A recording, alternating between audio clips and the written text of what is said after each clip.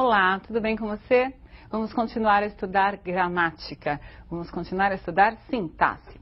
Falaremos hoje da relação entre os verbos e objetos ou verbos e adjuntos adverbiais. Em um único caso apenas. Você deve estar pensando, mas nós já vimos essa aula, já estudamos os complementos verbais. É que não é esse o enfoque. Nós vamos falar sobre a regência, a exigência do verbo de uma preposição ou a exigência do verbo da não colocação de uma preposição. Há muitos casos delicados, porque a gramática pede que se escreva, que se use o verbo de determinada forma e no dia a dia nós fazemos de outra. Por exemplo, você assiste o filme ou você assiste ao filme. Esse é um dos casos em que a gramática diz você deve usar a preposição e nós usamos no dia a dia o objeto sem a preposição. É um problema de regência verbal. Tudo bem? Vamos começar a ver os verbos intransitivos. Separei então por grupos. Verbos intransitivos, vamos falar dos transitivos indiretos, transitivos diretos e daqueles que são transitivos diretos e indiretos. Como são muitos, falar sobre todos não é possível, mas você vai tentar se localizar pelos grupos e perceber que o mesmo verbo vai se repetir num outro grupo. Né? Por quê? Porque, dependendo do objeto, vai ser ou não exigida a preposição. Né? Dependendo do sentido, a preposição irá ou não aparecer. Então, você deve prestar atenção ao sentido também dos verbos. Combinado? Vamos ao primeiro grupo. Veja lá, grupo dos verbos intransitivos, verbos que trazem aí uma certa complicação, chegar, ir, dirigir-se.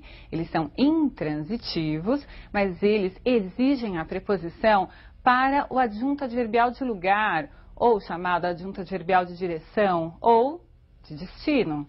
Então veja, você já foi ao novo cinema? Olhem aí a preposição a presente, não é? E isso serve para todos os verbos. Eu não devo dizer, por exemplo, cheguei na escola, mas cheguei à escola.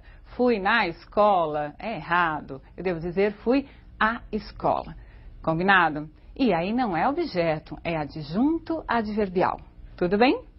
O verbo proceder é um verbo intransitivo também. Veja lá, qual é o sentido em que esse verbo é intransitivo? É o sentido de ter fundamento. Seu argumento não procede. Veja que ele não exige objeto, nem com preposição, nem sem preposição. Ele simplesmente é intransitivo. Dos intransitivos, já passamos. Ficamos aí nesses dois grupinhos, né? Então, aqueles que indicam movimento, chegar, ir, dirigir-se, retornar, e o verbo proceder, que são verbos que comumente trazem dúvidas ao vestibulando. Vamos ver agora o segundo grupo. Esse segundo grupo, também é interessante para vocês, comecem a observar aí a relação entre verbo e sentido. Vejam lá. Grupo dos verbos transitivos diretos, são aqueles verbos que não exigem a preposição. Mas observem que esses mesmos verbos podem aparecer no grupo dos verbos transitivos indiretos, que vai ser o nosso próximo grupo. Aspirar no sentido de inalar, não pede preposição. Nós aspirávamos o ar puro. Veja o outro. Ansiar no sentido de angustiar. Então, a demora do filho ansiava a mãe, sempre observando a relação de sentido entre o verbo, né, dentro do contexto, e nesse sentido é que ele não está pedindo a preposição. Esquecer, tal como está, sem que apareça o pronomezinho junto, esquecer-se, ele não pede preposição. Então eu devo dizer, esqueceu as luvas, esqueceu o nome, esqueceu o endereço.